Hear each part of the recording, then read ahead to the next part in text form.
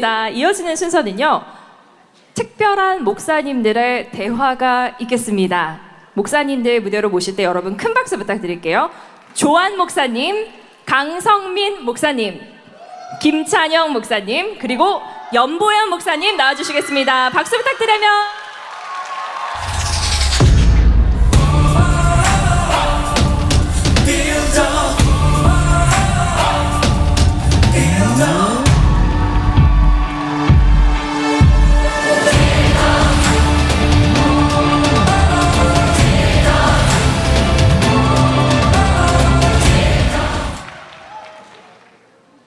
인사하겠습니다. 차렷 경례.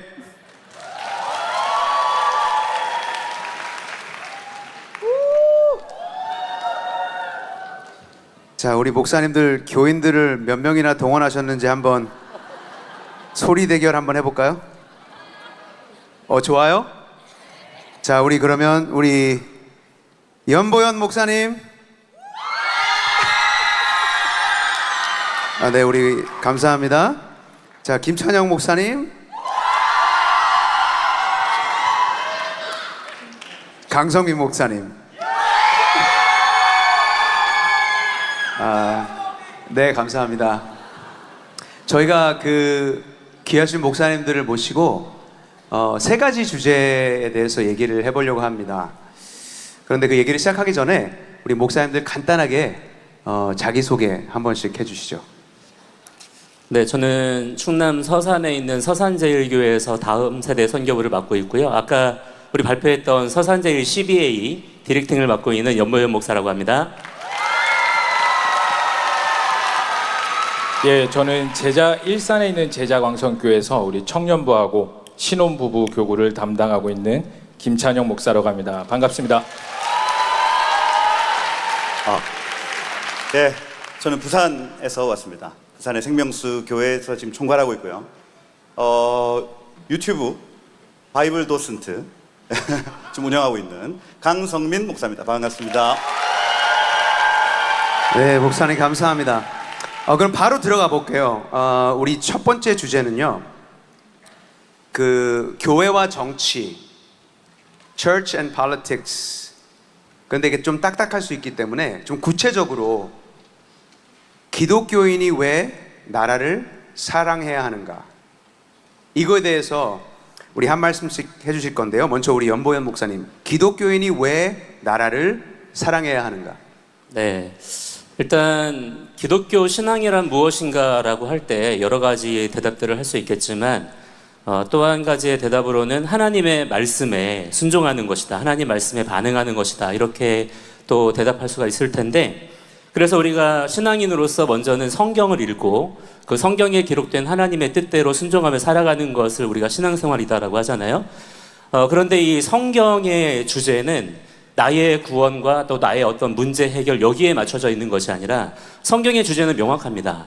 하나님의 나라와 그 나라의 왕이신 예수 그리스도, 이것에 대해 기록된 책이 성경인데, 우리가 이 성경에 기록된 하나님의 뜻과 계획을 안다면 우리가 예수님을 믿고 거듭난 하나님의 자녀들로서 기독교 신앙을 나의 성향이나 나의 상황에 맞출 것이 아니라 오히려 나의 삶을 하나님의 그 기록된 말씀에 맞추며 나아가야 된다라고 믿거든요.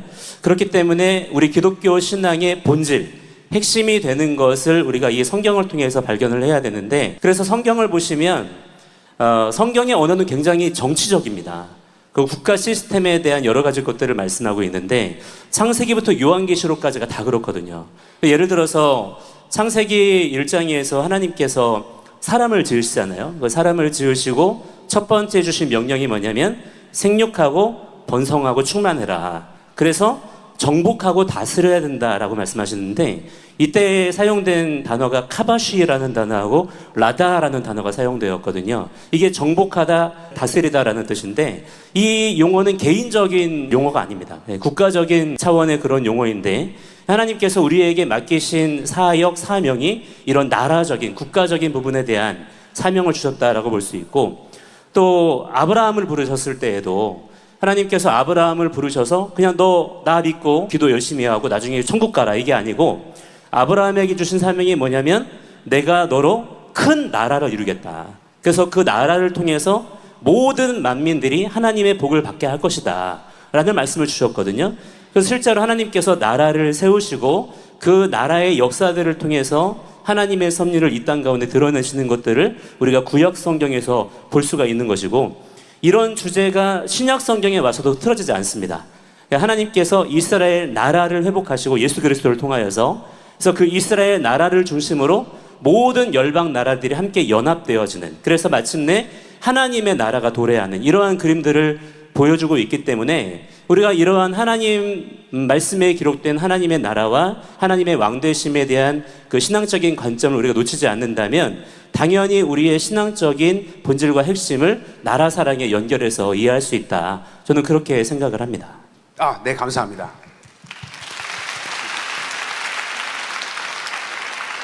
네, 김찬영 목사님께도 동일한 질문 우리 드려보겠습니다. 기독교인이 왜 국가를 사랑해야 하는가?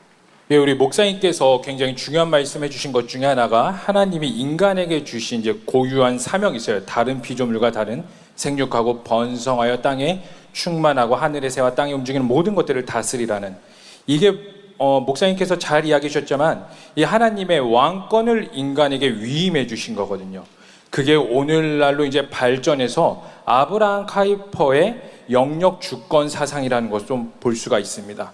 이 영역 주권 사상이 뭐냐면 하나님을 사랑하고 하나님을 예배하는 자들이 사회, 정치, 경제, 문화, 예술 모든 영역 가운데 하나님의 왕대신과 하나님의 주권을 드러내라는 거거든요.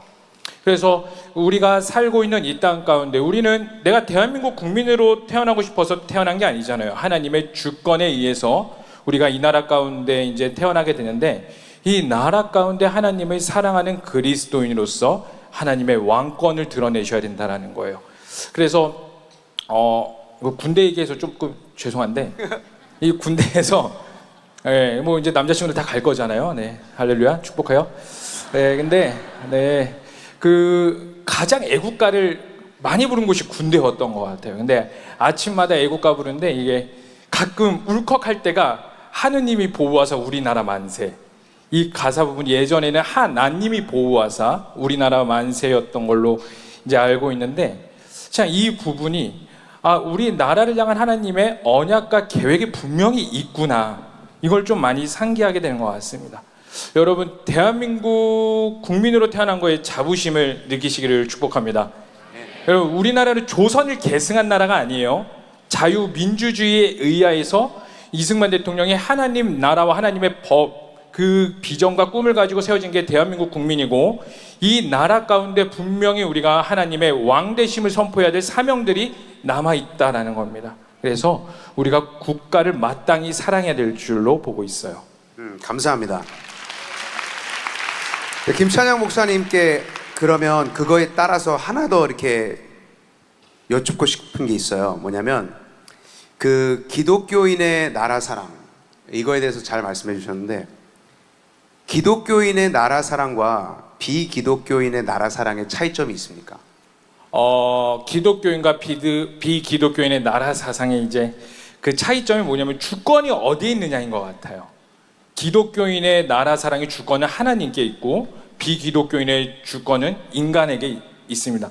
근데 여러분 분명히 아셔야 되는 게 뭐냐면 인간은 불완전해요. 그렇기 때문에 아무리 우리가 선한 것들을 만들어내려 할지라도 불완전한 것들이 드러날 수밖에 없습니다. 그러나 하나님의 영역은 달라요. 과정은 순간적으로 뭔가 불완전해 보일지라도 결국 모든 것들을 완성해 주시는 분이 하나님입니다. 아멘. 이 차이점이라고 좀 보고 아멘. 있습니다. 아멘. 감사합니다, 목사님.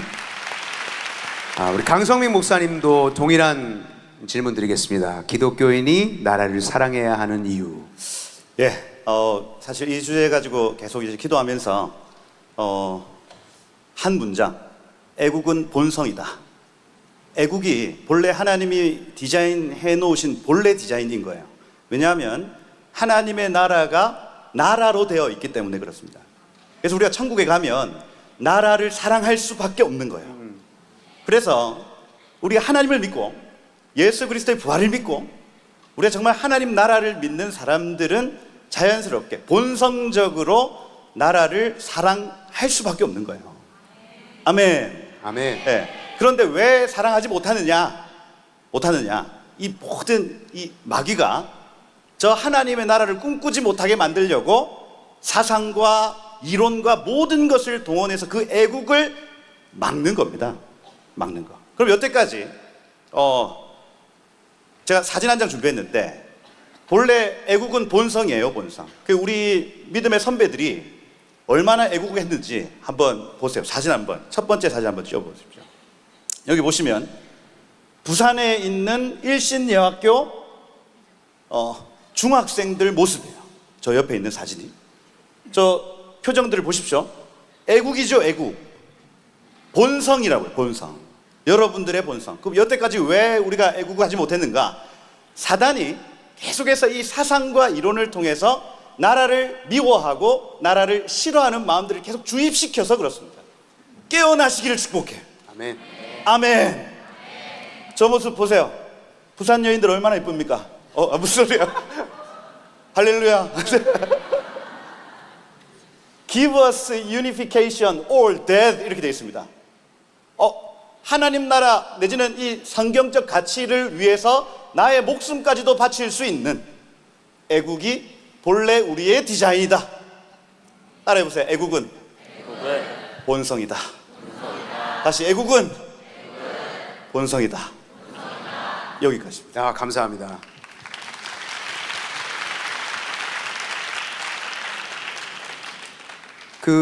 제 생각에는 그걸 더 기초적으로도 볼 수 있을 것 같아요. 뭐냐면 하나님을 사랑하는 것, 그 다음에 이웃을 사랑하는 것.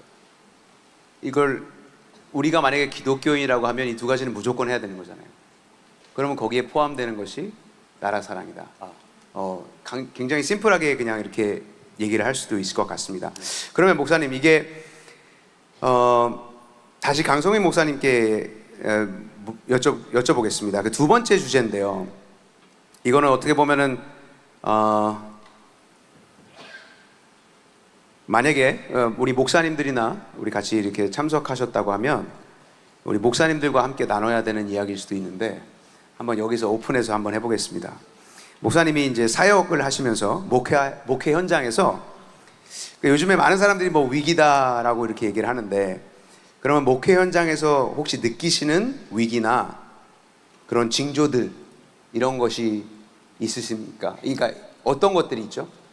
예, 저는 교회는 민족의 스피릿, 그 정신을 다루는 곳이라 생각해요. 그래서 하나님의 말씀이 곧 영이고 생명이기 때문에 교회에서 어떤 메시지가 풀어지고 그다음 교회의 성도들이 어떤 메시지를 받느냐가 그 민족의 스피릿, 정신을 결정합니다.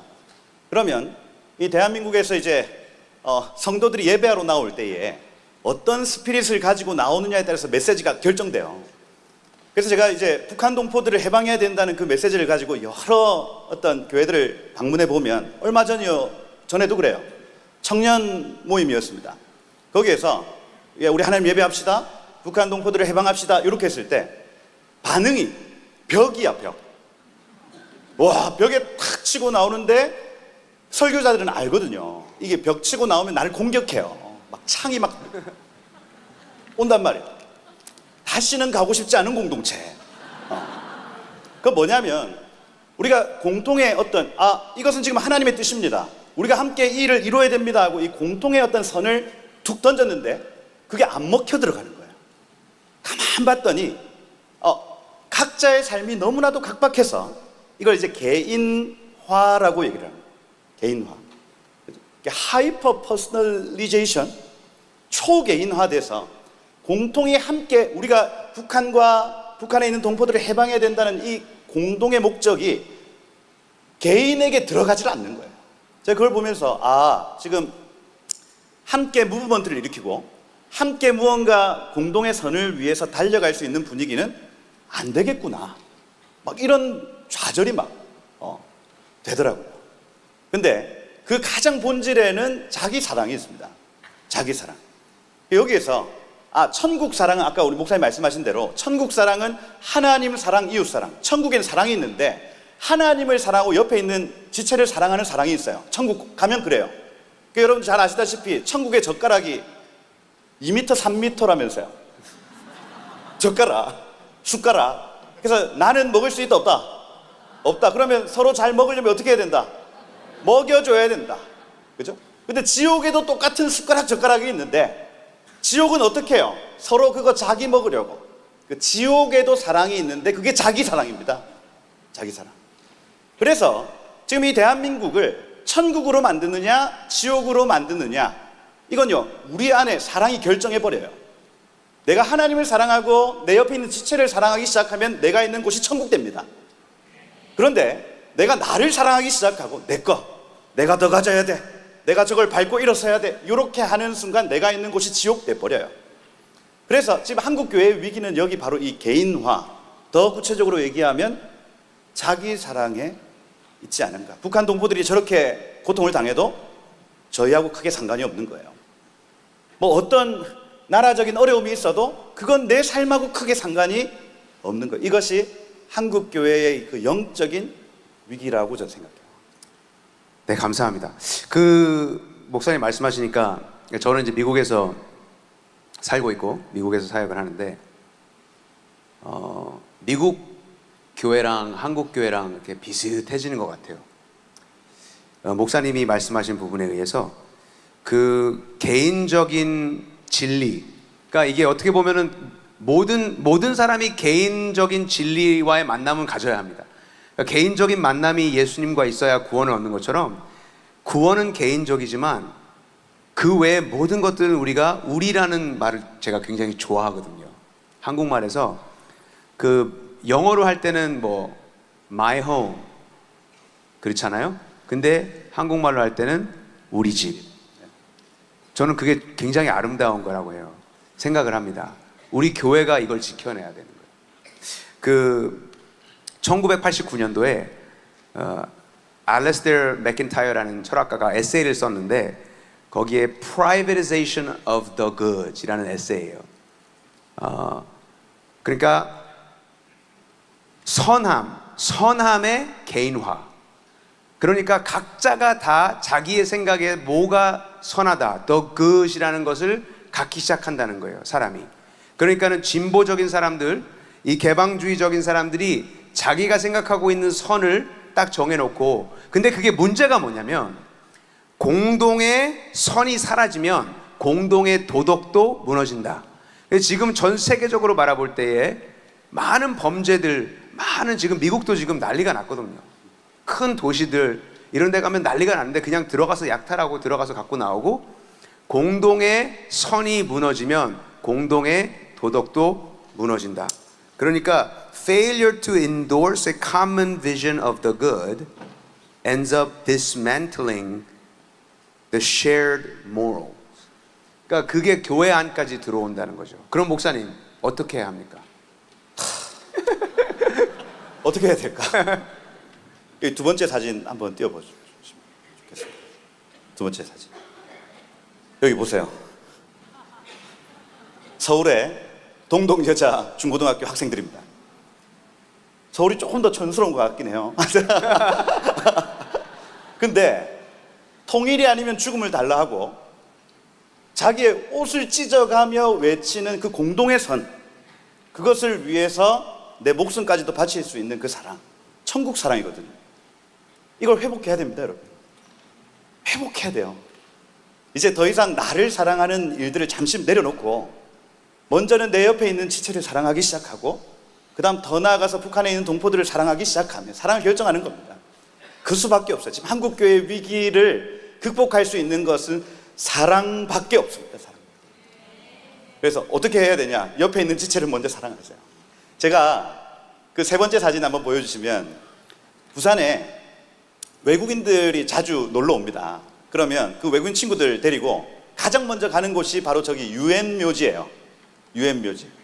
그 부산에 가면 저기 있는데, 이 장면은 지금 11월 11일 11시에 Turn to the 부산 이렇게 해서 부산 쪽을 향해서 한 1분 정도를 이렇게 묵념하는 행사예요. 전 세계 사람들이 전부 그 부산을 향해서 묵념합니다. 왜 그렇습니까? 자기 나라를 위해서 희생한 것도 아니에요. 아예 알지도 못하는 나라, 그 코리아라는 그 나라를 위해서 자기 목숨을 다해 사랑해 준 사람들이 묻혀 있는 곳, 저는 이거 천국 사랑이라고 생각해요. 6.25 전쟁 때 우리의 자유를 위해서 여기에 와서 목숨 바쳐준 그 사랑은 천국 사랑입니다. 천국 사랑. 그 얘기를 외국인 친구들에게 해줘요. 그리고 우리는 빚이 있다. 한국인들은 빚이 있다. 무슨 빚? 사랑의 빚이에요, 여러분. 사랑의 빚. 그래서 당신네 어르신들이, 당신의 선배들이 우리에게 가르쳐준 그 사랑을 우리 갖고 싶다. 그러고 밥도 사고요. 할렐루야. 커피도 사고요. 사랑합시다. 아멘. 아멘. 이 위기를 사랑으로 극복하십시다 여러분. 할렐루야.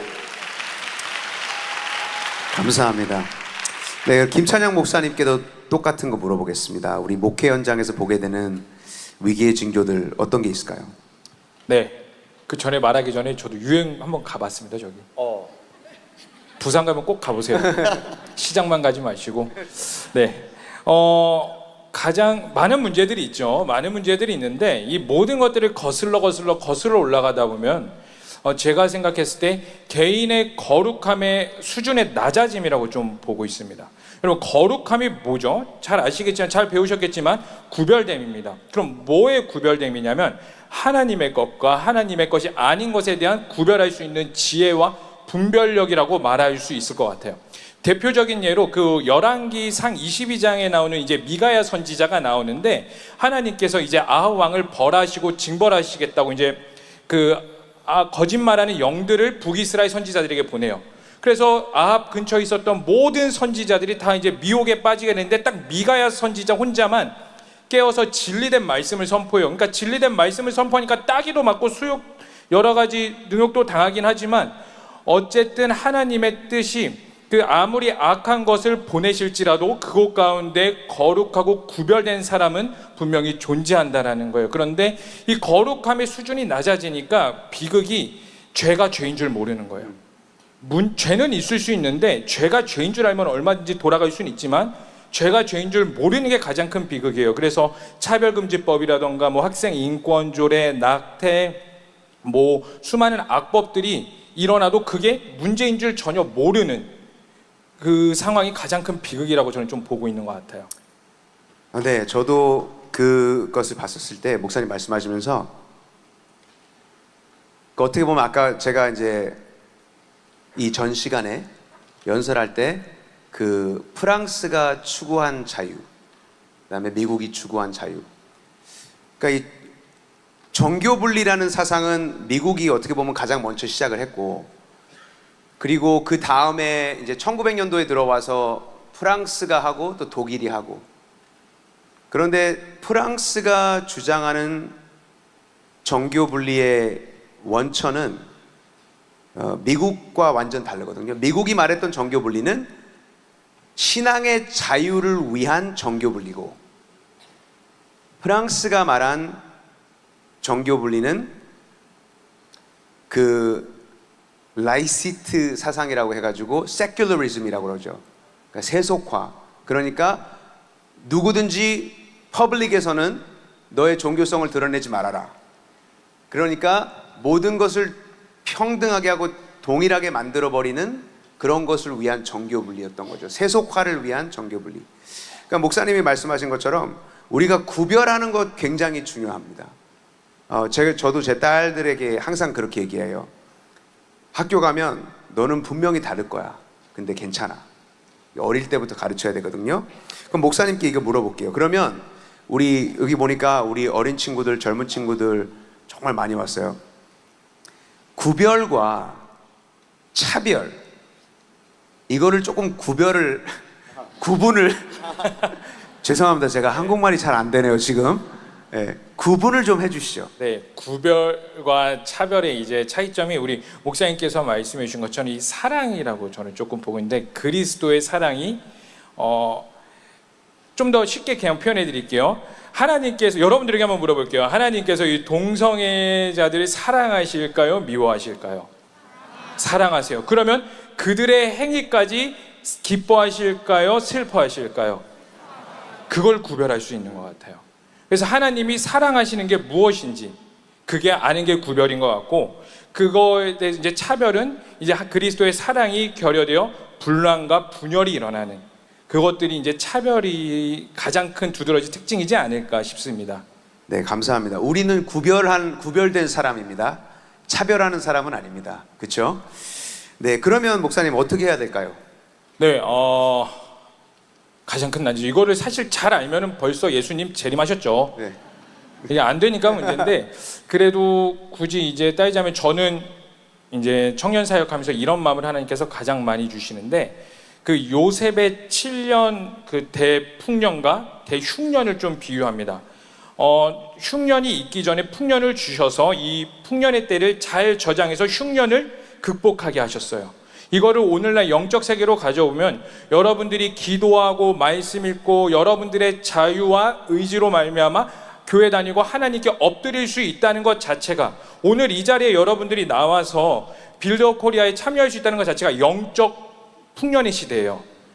아무리 뭐 기독교가 쇠락했다 할지라도 여전히 이 나라 가운데 700만 명의 그리스도인들이 남아 있습니다. 여러분, 이 시기를 잘 저장해 두셔야 돼요. 그래서 진짜 내가 하나님 앞에 올바로 서지 못하는 시대가 왔을 때에 이 저장해 둔 걸로 이겨내갈 수 있는데, 그럼 우리는 구체적으로 크게 무엇을 저장할 수 있을까 할 때 세 가지만 조금 말씀드리고 마무리할게요. 시간이 얼마 없어 빨리 말씀드리면, 첫 번째로 여러분들 이중 언어를 준비하셔야 돼요. 이중 언어가 뭐냐면은 여러분들의 전문성을 키우셔야 된다는 겁니다. 세상 사람들은 성경적인 세계관을 이해를 못해요. 그렇기 때문에 여러분들이 가지고 있는 실력적인 전문성을 가지고 그곳 가운데서 아까 말씀드렸던 영역 주권 사상을 가지고 하나님의 선하심을 드러낼 수 있는 전문성을 키워나가셔야 됩니다. 그리고 두 번째는 여러분, 만남의 축복을 위해 기도하셔야 돼요. 여러분, 절대로 혼자서 이 세상을 살아갈 수 없습니다. 아무리 위대한 사람이라도 혼자서 못해요. 동역하게 만드셨고 하나님이 연합하여 선을 이루게 만드셨습니다. 여러분들에게 같은 비전과 동역자들이 있다는 게 얼마나 큰 축복인지 몰라요. 제가 청년부 담당하고 있는데 200명의 청년들을 부교육자 없이, 제가 부교육자긴 한데 간사나 전도사 없이 혼자 담당하고 있는데, 이게 가능한 이유는 저에게 리더들과 임원진들과 좋은 동역자의 제자들이 있기 때문이에요. 그래서 여러분들 꼭 동역자를 위해 기도하시고, 마지막으로 가장 중요한데 여러분, 성령 충만하셔야 돼요. 아멘. 여러분, 성령께서 마땅히 말할 바를 알려주십니다. 그래서 이 세 가지 이중 언어, 그리고 만남의 축복, 성령 충만, 그래서 말씀과 기도로 꼭 거룩해지시기를 축복합니다. 네. 감사합니다. 네, 그럼 마지막으로 우리 연보현 목사님, 똑같은 거 목회 현장에서 보게 되는 위기의 징조들 어떤 게 있을까요? 제가 말씀드리고 싶은 거는 두 가지가 있는데요. 첫 번째는 뭐냐면 마음의 상처에 함몰된 기독교다라는 부분을 말씀을 드리고 싶어요. 교회 안에 마음의 상처를 호소하시는 분들이 요즘 너무 많습니다. 물론 교회의 중요한 사역 중에 하나가 개개인의 상처받은 심령을 또 위로하고 또 그들을 또 회복시키는 그런 사역도 물론 감당을 해야 되지만, 그것이 교회 사역의 전부거나 본질이 될 수가 없는 거거든요. 근데 지금 교회 사역의 중심이 너무 개인에 맞춰져 있다 보니까 이 개인의 상처, 마음의 상처를 호소하시는 분들에게 교회의 동력이 너무나 지나치게 쏠려 있다는 거죠. 그래서 교회의 본질적인 사역들이 이런 부분에서 많이 막히는 것들을 경험을 하게 되거든요. 예를 들어서 교회에서 포괄적 차별금지법을 반대해야 됩니다. 뭐 학생인권조례 잘못된 독소 조항이 있는 이런 학생인권조례를 반대해야 합니다. 이런 목소리를 우리가 내야 되잖아요. 근데 이런 목소리를 낼 때 저쪽에서 어떤 분들이 마음의 상처를 호소하세요. 내가 그런 말 때문에 내가 상처받았다. 너무 교회가 정치적이다. 교회가 너무 세속화되어 있다. 이런 말들을 하시면서 내가 상처받았다고 주장을 하시거든요. 그러면은 교회에서 대책회의가 열려요. 그분이 마음의 상처를 받았대. 뭐 어떤 분은 그분이 이렇게 해서 교회를 떠난다고 합니다. 교회를 옮긴다고 합니다. 그런 얘기들이 들려오면 그동안에 지속해오던 교회 그 부분의 사역이 멈춰버리는 거예요. 그러니까 목소리가 약해지거나. 그래서 교회의 사역 자체가 우선순위에 있어서 개인의 마음의 상처에 너무 치우쳐 있는 그런 부분들이 지금 목회 현장에 많이 있다는 것을 좀 말씀드리고 싶고요. 두 번째는 뭐냐면 친절 강박증에 빠진 기독교다라는 점을 지금 좀 말씀을 드리고 싶습니다. 그러니까 교회가 물론 세상의 소금과 빛이 돼야 되고 또 모범이 돼야 되는 건 맞지만, 너무 그 기준을 세상의 윤리 도덕, 또 모범이 돼야 된다는 것을 우리가 세상 사람들의 마음에 들어야 된다라는 개념으로 잘못 오해하고 있는 거죠. 그래서 이런 친절 강박증에 빠져 있는 거예요. 우리는 친절해야 돼. 우리는 젠틀해야 돼. 왜? 전도문이 막히니까. 그러면 사람들이 교회를 싫어할 테니까 우리가 저 사람들의 기분을 맞춰주자. 저 사람들의 의견에 동조해주자. 그래서 이런 상황 속에 있다 보니까 교회가 내야 되는 본질적인 목소리를 내지 못하는 상황들이 점점 확산되고 있고 증폭되고 있다. 그래서 제가 지금 있는 이 충청도 서산 이 지역의 특색이 뭐냐면 어떤 의사 표현이 약간 좀 애매하다는 거거든요. 제가 10년 전에 우리 서산에 왔을 때 너무나 당황스러웠던 게 뭐냐면 어떤 질문을 했을 때 그류 그러는 거예요. 근데 그게 그렇다는 대답이 아니더라고요. 이 안에 100가지의 뜻이 담겨져 있습니다. 또 어떤 질문을 하면 됐슈 그래요. 이 됐다는 게 아니에요. 알고 보니까. 또는 괜찮아요 그런데 괜찮은 게 아닌 거예요. 굉장히 애매한 스탠스를 취하는 그런 지역에 또 교회가 있는데 교회도 뭔가 애매해요. 교회가 지금 내는 목소리가 이 세상 속에 어떤 말을 하고 싶어 하는지가 분명하지가 않다 보니까 우리 교회가 뭐 지나치게도 아니고 아주 작은 목소리예요. 차별금지법을 우리가 반대합니다. 뭐 학생 인권 조례를 반대합니다. 뭐 이런 현수막이라도 내걸면 저 교회는 극우 교회야. 저 교회는 너무 정치적이야. 이렇게 화들짝 놀라면서 교회에 대해서 그런 생각을 가지고 계시는 경우들이 많거든요. 그래서 우리 교회가 조금 더 메시지에 대한 담대함을 가지고 세상에 이러한 상황들이 휩쓸리지 않고 담대한 목소리를 내야 된다. 이런 부분들을 좀 말씀을 드리고 싶습니다. 아멘. 감사합니다.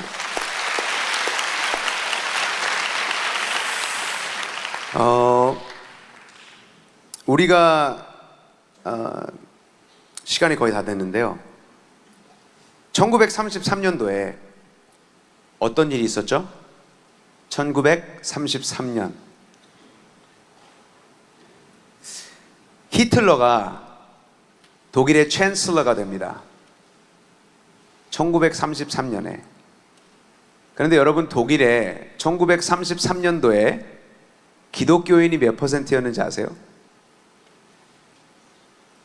자, 기독교인 하면 조금 헷갈리니까 캐톨릭도 말고 개신교, 그러니까 프로테스탄트 퍼센테이지가 1933년도 독일의 63%였습니다.